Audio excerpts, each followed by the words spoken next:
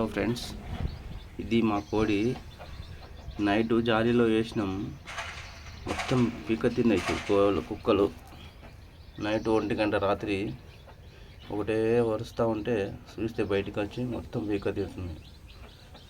ఎల్లగొట్టి ఇంకొక జాలీలో వేసిన, మొత్తం సగం పీక తిన్నాయి. ఇది మొన్ననే పిల్లలు తీసింది 5. దాని పరిస్థితి ఘోరంగా ఉంది. మొత్తం ఎంత ఘోరంగా అంటే ఇట్లా మొత్తం లోపల కూడా పీక తిన్నది, అంత ఘోరంగా. చూస్తే బాధ ఉంది చాలా. ఈ కోడి కూడా 20 గుడ్లు పెడుతుంది.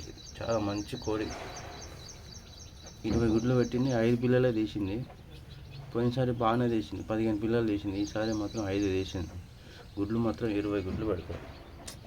ఇది కోడి మంచి కోడి, కానీ కుక్కలు అట్లా పీక తినే సలహా ఉన్నది.